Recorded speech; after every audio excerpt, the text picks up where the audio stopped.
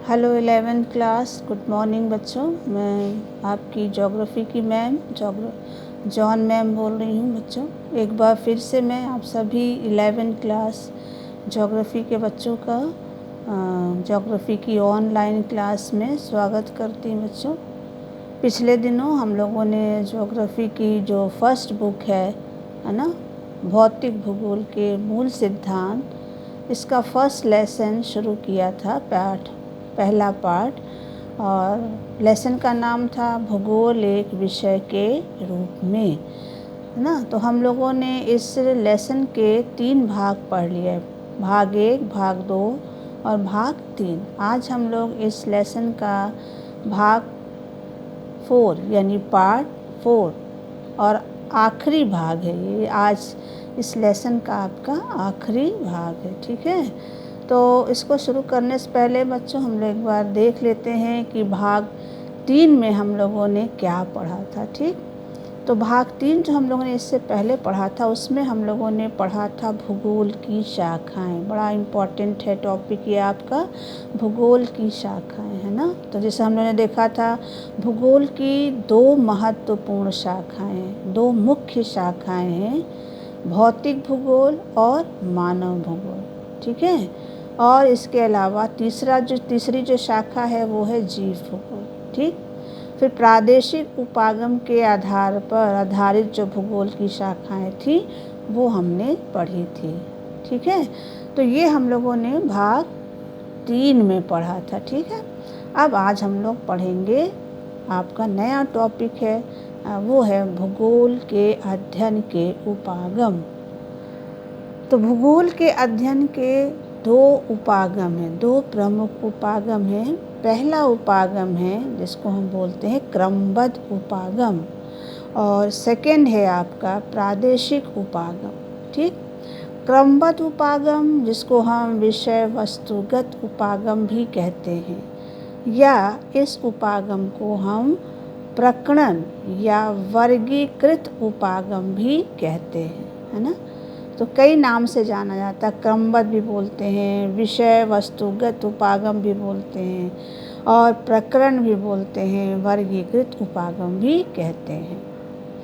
क्यों इसको क्रमबद्ध उपागम कहते हैं या क्यों इसको प्रकरण उपागम कहते हैं? तो इस उपागम में बच्चों विभिन्न तत्वों का, जो विभिन्न भौगोलिक तत्व हैं, है ना, उनका पृथक पृथक क्या किया जाता है, अध्ययन किया जाता है। यानी इस उपागम में जो हमारे विभिन्न तत्व हैं, है ना, उन तत्वों का अलग अलग क्या किया जाता है या पृथक पृथक अध्ययन किया जाता है ना। इसलिए इसको प्रकरण या वर्गीकृत उपागम या क्रमबद्ध उपागम कहते हैं।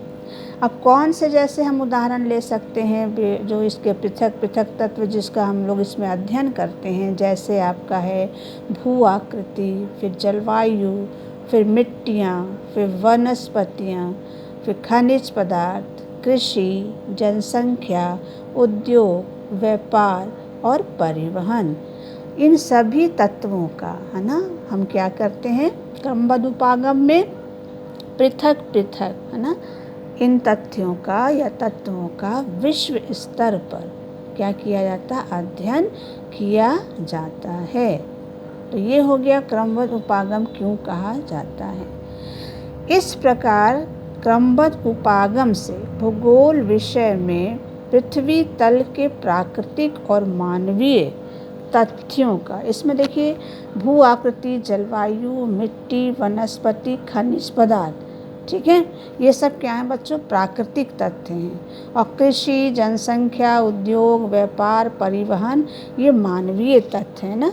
तो इस प्रकार हम लोगों ने देखा कि क्रमबद्ध उपागम में प्राकृतिक तथ्य और मानवीय तथ्य, मानवीय मतलब मानव द्वारा निर्मित जो तथ्य हैं, इन दोनों तथ्यों का इसमें क्या किया जाता है बच्चों, अध्ययन, है ना, का अध्ययन अलग अलग प्रकरणों में विभक्त करके किया जाता है ना। तो इन सभी प्राकृतिक और मानवीय तथ्यों का या तत्वों का अलग अलग प्रकरणों में विभक्त करके एक भौगोलिक क्या किया जाता है, अध्ययन किया जाता है। तो इस प्रकार से बच्चों इस तरह का भौगोलिक अध्ययन के लिए जो हमारा क्रमबद्ध उपागम है वो बहुत ही क्या है, महत्वपूर्ण है। तो जब हमें पूरे विश्व के परिप्रेक्ष्य में अध्ययन करना होता है भौगोलिक तत्वों का या मानवीय तत्वों का, तो उसके लिए ये उपागम यानी क्रमबद्ध उपागम बहुत ही क्या है बच्चों, महत्वपूर्ण उपागम जो है वो माना जाता है। अब आता भूगोल का दूसरा उपागम जिसको हम बोलते हैं प्रादेशिक उपागम। तो हमारी पृथ्वी बच्चों बहुत बड़ी है ना, हमारे पृथ्वी हम तो देख नहीं सकते हैं, लेकिन पृथ्वी का आकार बहुत विशाल है ना। तो अगर हम इस विशाल पृथ्वी का आकार अध्ययन करेंगे तो आसान है कि सरल होगा? एक साथ पूरी विशाल इतनी बड़ी पृथ्वी का एक साथ अध्ययन करना आसान होगा कि कठिन होगा बच्चों? कठिन है ना, सरल नहीं है। हम आसानी से इतनी बड़ी पृथ्वी का अध्ययन एक साथ नहीं कर सकते हैं बच्चों। हम तो पृथ्वी का ओर छोर भी नहीं जानते, कहाँ ओर है कहाँ छोर है ना। तो इसलिए इस इतनी विशाल बड़ी पृथ्वी का हम एक साथ अध्ययन नहीं कर सकते, सरल नहीं है ना। इसलिए संपूर्ण पृथ्वी को कुछ क्षेत्रों या प्रदेशों में क्या कर लिया गया है, विभक्त करके उसका क्रमबद्ध विधि से क्या किया जाता है, अध्ययन किया जाता है। तो ये जो समस्या है कि हम पूरी पृथ्वी का एक साथ अध्ययन नहीं कर सकते, ये सरल नहीं है ना, इसका अध्ययन करना सरल नहीं है। तो इस समस्या को दूर करने के लिए ही हमारा प्रादेशिक उपागम है। इसमें क्या करते बच्चों कि संपूर्ण जो हमारी पूरी पृथ्वी है, पृथ्वी को कुछ क्षेत्रों है ना या प्रदेशों में क्या कर लेते हैं, विभक्त कर लेते, बांट लेते हैं। क्षेत्रों में या प्रदेशों में संपूर्ण पृथ्वी को विभक्त कर लिया जाता है, कर लेते हैं, और फिर उसका क्रमबद्ध विधि से क्या किया जाता है, अध्ययन किया जाता है। तो चूँकि इस उपागम में जो हमारी पूरी पृथ्वी है उसको क्षेत्रों में या प्रदेशों में विभक्त करके फिर उसका अध्ययन किया जाता है, इसीलिए इसको क्या बोला गया है, प्रादेशिक उपागम कहा गया है, या इसको प्रादेशिक उपागम कहते हैं। तो क्यों कहा गया है समझ में आया? क्योंकि इसमें पृथ्वी को छोटे छोटे भागों में या क्षेत्रों में या प्रदेशों में क्या कर लेते हैं, बांट लेते हैं, विभक्त कर लेते हैं, और फिर उसका क्रमबद्ध विधि से क्या किया जाता है, अध्ययन। इसलिए इसको बोला गया है कौन सा उपागम, प्रादेशिक उपागम। एक प्रदेश अपने में क्या होता है बच्चों, पूर्ण होता है, अतः उसका समग्र अध्ययन किया जा सकता है। एक प्रदेश अपने आप में क्या होता, पूर्ण होता है ना, अतः उसका समग्र अध्ययन किया जा सकता। अब से उदाहरण के लिए बच्चों, भूमध्य रेखीय जलवायु प्रदेश का यदि हम अध्ययन कर रहे हैं तो उसका अध्ययन करते समय हमें वहाँ किन किन चीज़ों का अध्ययन करना होगा। भूमध्य रेखीय जलवायु प्रदेश का सबसे पहले वहाँ की भू रचना यानी वहाँ की धरातल की रचना कैसा है, फिर वहाँ की जो जल प्रवाह यानी वहाँ नदियाँ जो हैं उनका बहाव कैसा है, फिर वहाँ की जलवायु, फिर वनस्पति और फिर मिट्टी, है ना। इन प्राकृतिक संसाधनों के साथ साथ वहाँ का जो आर्थिक विकास है और वहाँ के निवासियों के जो सामाजिक क्रियाकलाप है उनका फिर हम क्या करते हैं, अध्ययन करते हैं। तो अगर हम एक भूमध्य रेखीय प्रदेश का उदाहरण ले रहे हैं कि अगर हम भूमध्य रेखीय प्रदेश का अध्ययन कर रहे हैं प्रादेशिक उपागम के द्वारा, तो हम पहले क्या करते हैं, भू रचना, जल प्रवाह, जलवायु, वनस्पति, मिट्टी, इन प्राकृतिक तत्वों का अध्ययन करने के साथ साथ भूमध्य रेखीय जलवायु प्रदेश में जो वहाँ के निवासियों के जो सामाजिक क्रियाकलाप हैं इनका हम क्या करते हैं, अध्ययन करते हैं, है ना। तो भूमध्य रेखीय प्रदेश का ही अध्ययन हम क्रम से कर रहे हैं, यानी यहाँ जो प्राकृतिक और मानवीय तत्व पाए जाते हैं उनका हम क्या कर रहे हैं, क्रम से अध्ययन करते हैं, यानी क्रमबद्ध तरीके से क्या करते हैं, अध्ययन करते हैं। ठीक है। वर्तमान में ज़्यादातर आज इसी उपागम का क्या किया जाता है, प्रयोग किया जाता है। यानी भूगोल में ज़्यादातर वर्तमान समय में प्रादेशिक उपागम का ही क्या है, प्रचलन है, प्रयोग किया जाता है। इस विधि द्वारा सर्वप्रथम पृथ्वी को समान विशेषताओं वाले प्रदेशों में क्या कर लिया जाता है, बांट ले। पहले क्या करते हैं इस विधि में, पृथ्वी को समान विशेषता वाले प्रदेशों में बांट लिया जाता है। जैसे उदाहरण के लिए जलवायु प्रदेश, मृदा प्रदेश, वनस्पति प्रदेश, पशुचारण प्रदेश, कृषि प्रदेश, औद्योगिक प्रदेश, भूकंप प्रदेश, पर्वतीय प्रदेश आदि। और फिर इन प्रदेशों का क्या करते हैं, क्रमबद्ध विधि से अध्ययन करते हैं। क्रमबद्ध मतलब फिर यहाँ इस प्रदेश की जो भू रचना है, यहाँ की जो जलवायु है, यहाँ की जो वनस्पति है, फिर यहाँ के जो निवासी हैं उनकी जो सामाजिक क्रियाकलाप हैं, उनका हम क्रम से क्या करते जाते हैं, अध्ययन करते जाते हैं। तो वर्तमान में जिस उपागम का प्रचलन है वो है हमारा प्रादेशिक क्यों बोला गया, क्योंकि इसमें हम पूरी पृथ्वी को, संपूर्ण पृथ्वी को कुछ क्षेत्रों में या प्रदेशों में क्या कर लेते हैं, विभक्त कर लेते हैं, बांट लेते हैं, फिर उसका क्रमबद्ध विधि से क्या करते हैं, अध्ययन करते हैं। इसीलिए इसको प्रादेशिक उपागम क्या का नाम दिया गया है, या इसको प्रादेशिक उपागम कहते हैं। ठीक है, तो ये हो गए बच्चों भूगोल के अध्ययन के 2 प्रमुख उपागम। अब चलते हैं, हमारा नेक्स्ट पॉइंट है वो है भौतिक भूगोल और इसका महत्व, है ना, भौतिक भूगोल एवं इसका महत्व। तो सबसे पहले प्रश्न है बच्चों, अभी हमने शुरू में जब हम लोगों ने शाखाएं पढ़ी थी तो उसमें भी हमने देखा था भौतिक भूगोल मानव। तो सबसे पहले प्रश्न है कि भौतिक भूगोल क्या है बच्चों, किसको हम भौतिक भूगोल बोलते हैं। तो भौतिक भूगोल जो है उसे बोलते, भूगोल की वो शाखा है जिसमें हम भौतिक तत्वों का क्या करते हैं, अध्ययन करते हैं, है ना। भौतिक तत्व क्या हैं, जिनको इंसान ने नहीं, वैसे जलवायु है, वनस्पति है ना, उच्चावच है, ठीक है, और आपका जीव जंतु हैं। तो ये सब क्या है बच्चों, भौतिक तत्व। तो भौतिक तत्व का अध्ययन किया जाता है, इसीलिए इसको बोला गया भौतिक भूगोल। तो भौतिक भूगोल का क्या महत्व है, इसका क्या महत्व, ये हम लोग इसमें पढ़ेंगे। तो भौतिक भूगोल जो है भूगोल की एक महत्वपूर्ण शाखा, अभी मैंने पहले भी बताया था भूगोल की 2 महत्वपूर्ण शाखाएं हैं, भौतिक भूगोल और मानव भूगोल। ठीक है, तो भौतिक भूगोल जो है भूगोल की महत्वपूर्ण शाखा है जिसमें हम पृथ्वी के भौतिक तत्वों का क्या करते हैं, अध्ययन करते हैं। कौन से भौतिक तत्व, जैसे स्थल मंडल में भू आकृतियाँ, उच्चावच, अपक्षय, अपर्दन, वायुमंडल में वायुदाब, तापमान, वर्षा, मौसम, जलवायु संबंधी जो तत्व हैं उनका अध्ययन करते हैं। जलमंडल में हम समुद्र, सागर, उनकी लवणता, उनका तापमान, प्रवाल, इनका अध्ययन करते हैं। जैव मंडल में हम पादप यानी वनस्पति, जीव जंतु या जंतु जगत और पारिस्थितिकी तंत्र और खाद्य श्रृंखला का अध्ययन किया जाता है। तो ये है बच्चों भौतिक भूगोल, जिसमें हम किसका अध्ययन कर रहे हैं, ये सभी तत्व क्या हैं, भौतिक हैं, प्रकृति द्वारा प्राकृतिक तत्व हैं। तो इनमें भौतिक तत्वों का अध्ययन होता है, इसलिए इसको भौतिक भूगोल कहा गया। अब समझ में आएगा भौतिक भूगोल क्या है। अब चलते हैं, अब इसका महत्व क्या है।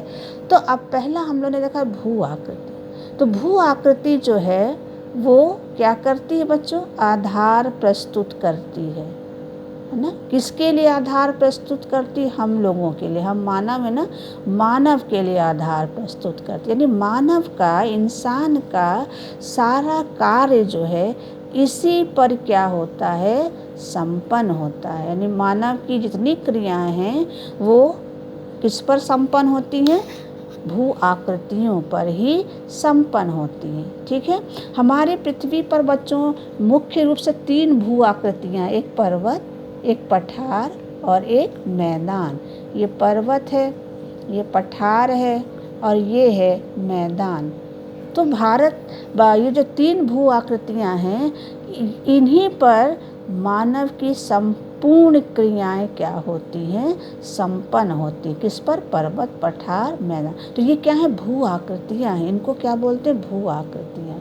तो ये किसका आधार प्रस्तुत करती हैं, मानव के लिए, मानव की क्रियाओं को मानव अपनी सारी क्रियाएं इन्हीं भू आकृतियों पर क्या करता है, संपन्न करता। अब उदाहरण के लिए मैदान ले लिया। मैदानों का प्रयोग मानव किस लिए करता है? मानव जो है, इंसान जो है, मैदानों का प्रयोग कृषि के लिए किया है, कृषि कार्य के लिए किया जाता है। जबकि पठार का प्रयोग मनुष्य किस लिए करता है, मानव किस लिए करता है? तो पठारों पर वन पाए जाते हैं। पठार जो है वो खनिज संपदा है ना, यहीं से प्राप्त होती है। तो अगर मैदान कृषि के लिए सुविधा प्रदान करते तो पठार वन और खनिज संपदा जो है वो पठारों से ही विकसित की जाती है ना, यानी प्राप्त की जाती। पर्वत जो है, पर्वत कैसे आधार प्रस्तुत करते हैं इंसान के लिए, मानव के लिए? तो पर्वत जो है चारागाहों के द्वारा, वनों के द्वारा, पर्यटक स्थलों के द्वारा, और पर्वत जो है वो नदियों के क्या हैं, स्रोत हैं। तो ये सारी भू आकृतियाँ क्या हैं, क्या करती हैं? आधार प्रस्तुत करती हैं। किसके लिए आधार प्रस्तुत करती हैं? मानव के लिए, इंसान के लिए। कैसे करती हैं? क्योंकि मानव अपना संपूर्ण क्रियाएं जो हैं इन्हीं भू आकृतियों पर संपन्न करता है। अब चलते हैं जलवायु। दूसरा भौतिक तत्व हम लोग लेते हैं जलवायु। जलवायु हमारे घरों पर, हम पर बहुत प्रत्यक्ष प्रभाव पड़ता है बच्चों जलवायु का। जलवायु का प्रभाव हमारे घरों के प्रकार पर, वस्त्र पर, भोजन पर, है ना, सबसे ज़्यादा पड़ता है। आपने देखा होगा कहीं घर की छत ऐसे होती है ढालदार, है ना, और कहीं घर की छत जो होती है एकदम सपाट होती है। तो सपाट इसलिए जहाँ बारिश कम होती वहाँ सपाट होती है, जहाँ बारिश ज़्यादा होती वहाँ से ढालूदार छत होते हैं। तो घरों का प्रकार, हमारे वस्त्र, हमारा भोजन, सभी कुछ जलवायु से क्या होता है, प्रभावित होता है। यानी जलवायु इन सब को क्या करती है, प्रभावित करती है। यही नहीं बच्चों, जलवायु का प्रभाव जो है पेड़ पौधों पर, वनस्पतियों पर, हमारा जो शस्य प्रतिरूप है, हमारी जो फसलों के प्रकार हैं, है ना, विभिन्न प्रकार की जो फसलें बोई जाती हैं उन पर, पशुपालन पर, और कुछ हमारे उद्योग हैं जिन पर जलवायु का क्या है, सीधा प्रभाव पड़ता है। अब आता है तीसरा जो हमारा भौतिक तत्व है जो हमारे ऊपर अपना प्रभाव डालता है, जो हमारे लिए बहुत महत्वपूर्ण है, वो है हमारा समुद्र, सागर, महासागर। तो समुद्र सागर हमारे लिए कैसे लाभदायक हैं? तो लाभकारी, तो समुद्र जो है वो हमारे लिए मछली और अन्य समुद्री भोजन क्या करते हैं, प्रदान करते हैं। इसके अलावा खनिजों की दृष्टि से भी समुद्र क्या होते हैं, सागर जो होते हैं वो संपन्न होते हैं। तो बहुत सारे खनिज भी हमको समुद्र से क्या होते हैं, प्राप्त होते हैं। अब आता है तीसरा जो तत्व है भौतिक, वो है हमारी मृदा। मृदा यानी मिट्टी। मृदा यानी मिट्टी बच्चों एक नवीकरणीय संसाधन। नवीकरणीय संसाधन मतलब इसे पुनः क्या किया जा सकता है, इसकी पुनः पूर्ति की जा सकती है, यानी इसको दोबारा बनाया जा सकता है ना, दोबारा इसकी उत्पत्ति की जा सकती है। ये नवीकरणीय संसाधन। तो मृदा कैसे हमारे लिए लाभकारी है? तो मृदा पर हमारी क्या है बच्चों, बहुत सारी आर्थिक क्रियाएं, है ना, निर्भर हैं। जैसे कृषि, मृदा हमारी कृषि को सबसे ज़्यादा क्या करती है, प्रभावित करती है। इसके अलावा मृदा पेड़ पौधों यानी वनस्पति, पशुओं और अन्य सूक्ष्म जो जीवाणु हैं उनके लिए क्या है, आधार प्रदान करती। तो मृदा केवल हमारी, मिट्टी केवल हमारे कृषि को ही नहीं प्रभावित, बल्कि पौधों, पशुओं और अन्य जो सूक्ष्म जीवाणु हैं उनके लिए भी मिट्टी क्या करती है, आधार प्रदान, उनको भी भोजन देती कि नहीं देती? तो हमको कृषि फसल देती है, तो पेड़ पौधों, पशुओं और सूक्ष्म जीवाणुओं के लिए भी ये किसी न किसी रूप में आधार प्रदान करती है। अब आता है भौतिक पर्यावरण संसाधन प्रदान करता है। एवं मानव जो है, इस प्रकार से हमने देखा कि भौतिक पर्यावरण क्या प्रदान करता है बच्चों, हमें संसाधन प्रदान, ये सब चीज़ें क्या हैं, संसाधन प्रदान करता है। एवं मानव जो है इन संसाधनों का क्या करता है, उपयोग करता है कि नहीं करता है, चाहे वो मिट्टी हो, चाहे वो हमारा खनिज हो, चाहे वो हमारा वन हो, चाहे जीव जंतु हो, ये सब क्या है बच्चों, भौतिक पर्यावरण के संसाधन है, तत्व हैं। और इन सब का उपयोग कौन करता है, इन सभी संसाधनों का उपयोग मानव करता है ना। और इन संसाधनों का उपयोग करते हुए मानव यानी इंसान जो है वो अपना आर्थिक एवं सांस्कृतिक विकास जो है वो क्या करता है, सुनिश्चित करता है। यानी मनुष्य केवल इनका इस्तेमाल ही नहीं करता, उपयोग ही नहीं करता, बल्कि इनके द्वारा ही वो अपना आर्थिक एवं सांस्कृतिक विकास क्या करता है, सुनिश्चित करता है। तो ये हो गया बच्चों भौतिक भूगोल क्या है और भौतिक भूगोल का क्या महत्व है। तो ये सारा क्या है बच्चों, भौतिक भूगोल का महत्व है ना। तो ये लेसन बच्चों आज हमारा कंप्लीट हो गया है, पूरा हो गया है। अगर आपको इस लेसन में कुछ भी समझ में ना आया, कुछ भी प्रॉब्लम है बच्चों, तो आप हमसे ज़रूर पूछिएगा, क्योंकि ये लेसन आपके लिए नया लेसन है। फर्स्ट टाइम आप ज्योग्राफी का जो विषय के रूप में आप इस लेसन को पढ़ रहे हैं, समझ रहे हैं, ठीक है। तो थैंक यू बच्चों, आपको कोई भी प्रॉब्लम है आप मुझसे पूछ सकते हैं।